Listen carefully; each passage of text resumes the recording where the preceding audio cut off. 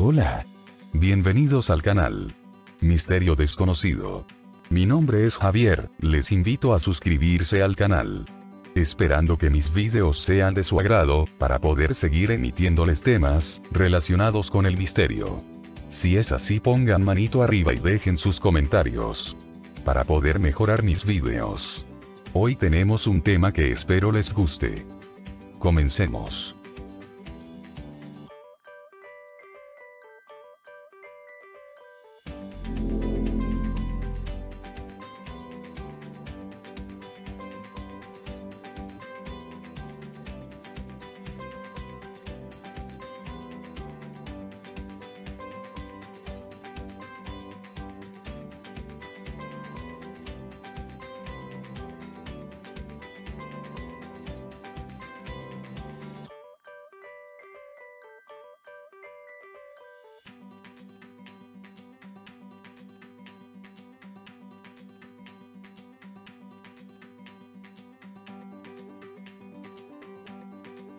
Capítulo 11. Los tres reinos.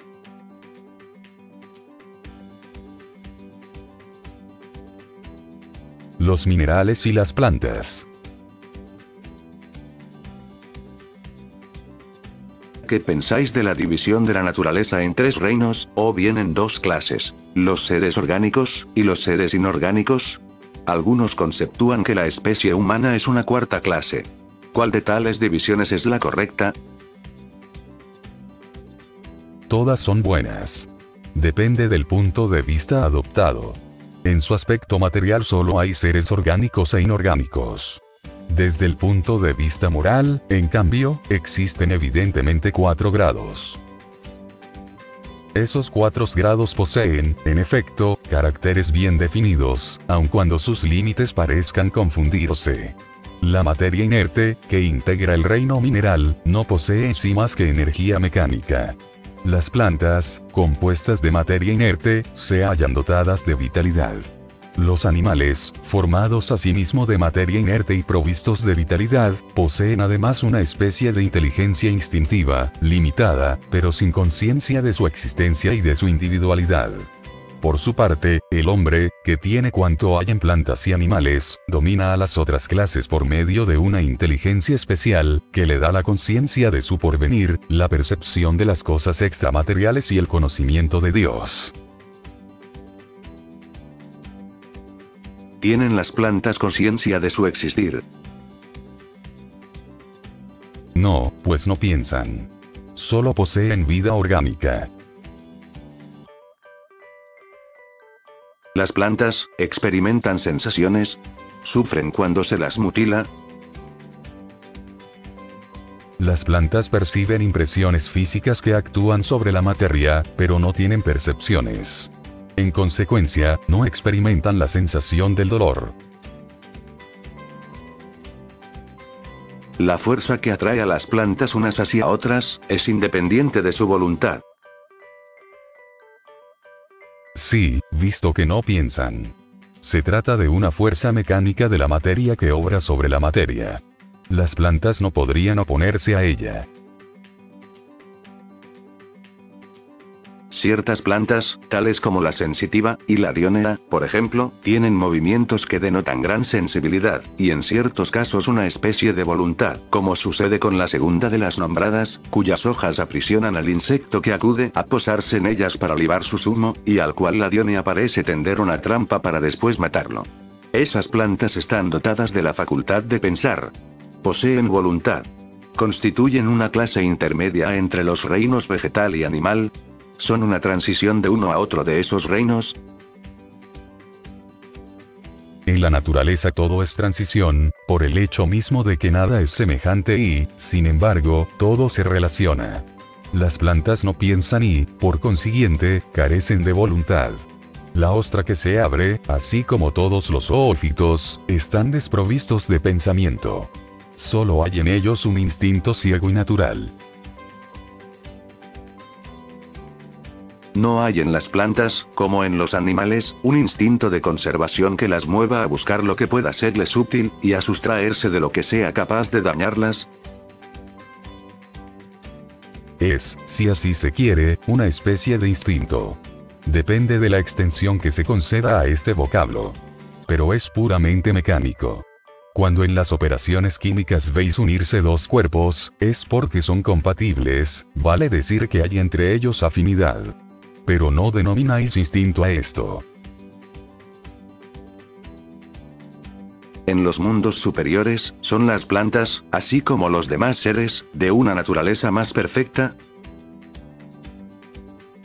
Todo es más perfecto allí, pero las plantas son siempre plantas, como los animales siempre son animales, y los hombres son siempre hombres. Los animales y el hombre. Si comparamos al hombre con los animales en lo que toca a la inteligencia, la línea de demarcación entre aquel y estos parece difícil de trazar, porque algunos irracionales tienen, desde este punto de vista, una notoria superioridad sobre ciertos seres humanos. Esa línea fronteriza puede ser establecida de una manera exacta. Sobre este punto vuestros filósofos no se hallan muy de acuerdo. Unos pretenden que el hombre es un animal, otros, que el animal es un hombre. Todos se equivocan. El hombre es un ser aparte, que en ocasiones se rebaja demasiado o que puede elevarse muy alto. En lo físico, el hombre es como los animales, y está menos dotado que muchos de ellos. La naturaleza les ha concedido todo lo que el hombre está obligado a inventar con su inteligencia a fin de proveer a sus necesidades y a su conservación. El cuerpo humano se destruye igual que el de los animales, es cierto, pero su espíritu tiene un destino que solo él puede comprender, porque únicamente él es del todo libre. Pobres hombres, que os rebajáis por debajo de la bestia. ¿No sabéis diferenciaros de ella? Reconoced al hombre por el pensamiento de Dios. ¿Se puede afirmar que los animales solo obran por instinto? También en esto hay un prejuicio. Bien es verdad que el instinto predomina en la mayoría de los animales, pero ¿no estás viendo que actúan con una voluntad determinada? Eso es inteligencia, aunque sea limitada. ¿Poseen lenguaje los animales? Si os referís a un lenguaje formado por palabras y sílabas, no. Pero un medio de comunicarse entre ellos, sí. Se expresan recíprocamente muchas más cosas de las que creéis. Pero su lenguaje se limita, igual que las ideas, a sus necesidades. Existen animales que no tienen voz. ¿No poseen, entonces, lenguaje? Se entienden por otros medios. ¿Acaso los hombres solo tenéis la palabra para comunicaros? ¿Qué dices de los mudos? Puesto que entre los irracionales existe la vida de relación, disponen de medios para advertirse del peligro y expresar las sensaciones que experimentan. ¿Crees que los peces no se entiendan? El hombre no disfruta, pues, del privilegio exclusivo del lenguaje. Pero el de los animales es instintivo y se halla constreñido al círculo de sus necesidades e ideas, en tanto que el del hombre es perfectible y se presta para expresar todas las concepciones del intelecto. ¿Poseen los animales el libre albedrío de sus actos? No son simples máquinas, como creéis. Pero su libertad de acción se halla limitada a sus necesidades, y no es posible compararla con la del hombre. Puesto que aquellos son muy inferiores a este, no les caben los mismos deberes. Su libertad se restringe a los actos de la vida material. ¿A qué se debe la actitud de ciertos animales de imitar el lenguaje humano, y por qué esa facultad se encuentra más bien en las aves que en el mono, por ejemplo, cuya conformación posee más analogía con la del hombre? Conformación particular de los órganos vocales, secundada por el instinto imitativo. El gnomo imita los gestos. Algunos pájaros imitan la voz. Puesto que los animales poseen una inteligencia que les confiere cierta libertad de acción, ¿existe en ellos un principio independiente de la materia? Sí, y que sobrevive al cuerpo. ¿Ese principio es un alma similar a la humana? Es también un alma, si así lo queréis. Ello depende del sentido que se dé a esta palabra. Pero es inferior a la del hombre. Hay entre el alma de los irracionales, y la humana tanta distancia como la que existe entre el alma del hombre, y Dios. ¿El alma de los animales conserva después de la muerte su individualidad y la conciencia de sí? Sí, su individualidad, pero no la conciencia de su yo. La vida inteligente permanece en estado latente. ¿El alma de los irracionales puede elegir encarnar en un animal más bien que en otro? No, no posee libre arbitrio. Visto que el alma del animal sobrevive a su cuerpo, se halla después de la muerte en la erraticidad, como la del hombre. Es una especie de erraticidad la suya, puesto que no está unida a un cuerpo, pero no es un espíritu errante. El espíritu errante es un ser que piensa y obra por su libre voluntad. El de los animales no posee la misma facultad. El atributo del irracional es clasificado, después de su muerte, por los espíritus a quienes esta tarea compete, y casi de inmediato se le utiliza. No tiene oportunidad de entrar en relaciones con otras criaturas. ¿Siguen los animales, como los hombres, una ley progresiva? En efecto. De ahí que en los mundos superiores, donde los hombres se hallan más evolucionados, los animales lo estén también, poseyendo medios de comunicación más desarrollados. Pero siguen siendo inferiores y continúan sometidos al hombre. Son para él servidores inteligentes. ¿Progresan los animales, igual que el hombre, por su propia voluntad o por la fuerza de las circunstancias? Por la fuerza de las circunstancias. De ahí que no haya para ellos expiación.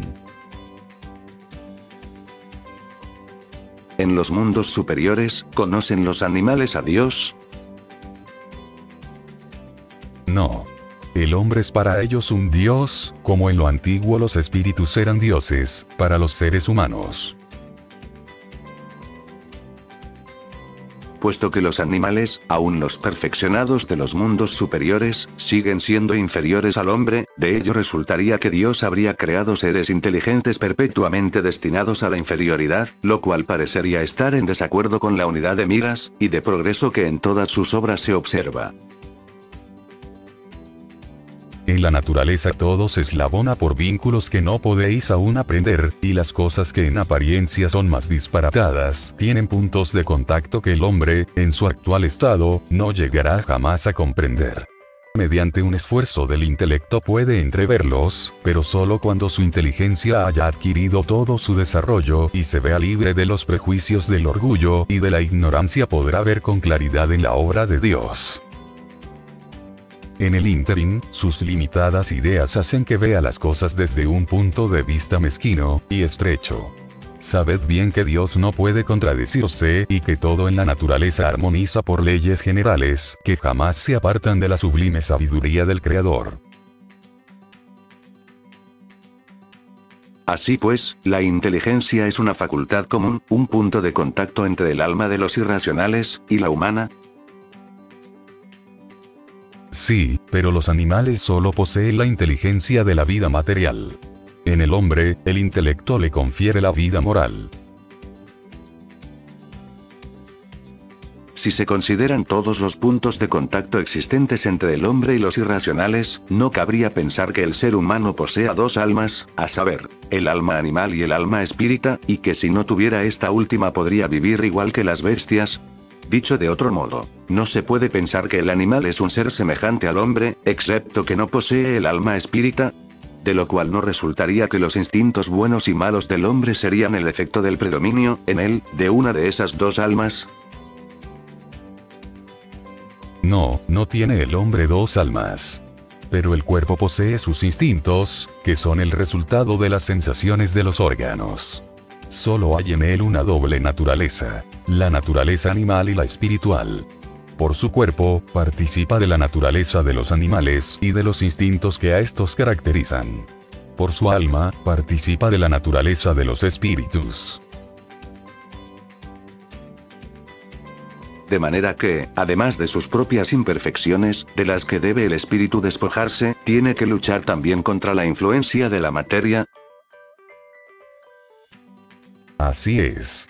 Y cuanto más imperfecto sea el estado en que se encuentre, tanto más estrechos serán los lazos existentes entre el espíritu y la materia. ¿Acaso no lo veis? No, el hombre no tiene dos almas, puesto que el alma es en todos los casos única en cada ser. El alma del irracional y la del hombre son distintas una de otra, de modo que el alma de uno no puede animar el cuerpo creado para la otra. Pero, si el ser humano no posee un alma animal que lo ponga, por sus pasiones, al nivel de los irracionales, tiene en cambio su cuerpo, que lo rebaja a menudo hasta ellos, por cuanto su cuerpo es un ser dotado de vitalidad y provisto de instintos, pero instintos no inteligentes y limitados, a cuidar de su propia conservación. ¿De dónde sacan los animales el principio inteligente que constituye la especie particular de alma, de que están dotados? Del elemento inteligente universal. La inteligencia del hombre y la de los animales, emanan, pues, de un principio único. A no dudarlo, pero en el hombre ha recibido una elaboración que la eleva por encima de la del animal. Se ha dicho que en su origen el alma del hombre se halla en un estado análogo al de la infancia de la vida corpórea, que su inteligencia brota apenas y que se ensaya para la vida. ¿Dónde cumple el espíritu esa primera etapa? En una serie de existencias que anteceden al periodo que llamáis humanidad. Así pues, el alma pareciera haber sido el principio inteligente de los seres inferiores de la creación.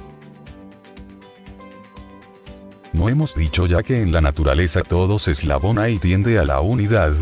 Es en esos seres, a los que estáis lejos de conocer en su totalidad, donde el principio inteligente se elabora, individualizándose poco a poco, y se ensaya para la vida, conforme hemos afirmado antes. Se trata en cierto modo de una tarea preparatoria, como la de la germinación, a consecuencia de la cual el principio inteligente experimenta una transformación y se convierte en espíritu. Entonces comienza para él el periodo de humanidad, y con este la conciencia de su futuro, la distinción entre el bien y el mal, y la responsabilidad de sus actos. Así como tras la etapa de la niñez viene la de la adolescencia, luego la juventud y por último la edad madura. Por otra parte, nada hay en este origen que deba avergonzar al hombre. ¿Acaso se sienten humillados los grandes hombres por haber sido embriones informes en el seno materno? Si por algo ha de sentir vergüenza, es por su inferioridad ante Dios y la impotencia en que se halla de sondear la profundidad de sus designios y la sabiduría de las leyes que rigen la armonía del universo. Reconoced la grandeza de Dios en esa admirable armonía que hace que en la naturaleza todo sea solidario. Creer que Dios haya podido realizar algo sin un objetivo determinado y crear seres inteligentes desprovistos de futuro sería blasfemar de su bondad, que se extiende sobre todas sus criaturas. ¿Ese período de humanidad comienza en nuestro mundo? La Tierra no es el punto de partida de la primera encarnación humana. El periodo de humanidad se inicia, por lo general, en mundos todavía más imperfectos que este. Lo cual no constituye, empero, una regla absoluta, y pudiera acontecer que un espíritu, desde su iniciación humana, fuera apto para vivir en la Tierra. El caso no es frecuente. Representaría más bien una excepción. El espíritu del hombre, después de la muerte corporal, tiene conciencia de las vidas que han precedido para él a su período de humanidad. No, porque es a partir de este periodo cuando empieza para él la vida como espíritu. Incluso, apenas si se acuerda de sus primeras existencias como hombre, del mismo modo que el individuo adulto no retiene ya en la memoria los primeros tiempos de su infancia y menos todavía el lapso en que permaneció en el seno materno. De ahí que los espíritus os digan que no saben cómo comenzaron. Una vez que ha entrado en el período de la humanidad, ¿conserva el espíritu huellas de lo que antes era? Vale decir, vestigios del estado en que se encontraba durante el período que pudiéramos denominar prehumano. Según la distancia que separe ambos periodos y el progreso realizado. Durante algunas generaciones puede tener un reflejo más o menos pronunciado de su primitivo estado, porque nada en la naturaleza se hace por transición brusca. En todos los casos hay eslabones que unen los extremos de la cadena de los seres y de los acontecimientos. Pero tales huellas se borran con el desarrollo del libre arbitrio. Los progresos iniciales se operan con lentitud, porque no son todavía secundados por la voluntad. Sigue después una progresión más rápida, a medida que el espíritu va adquiriendo una más perfecta conciencia de sí. Los espíritus que han afirmado que el hombre es un ser aparte en el orden de la creación, ¿se han engañado, entonces?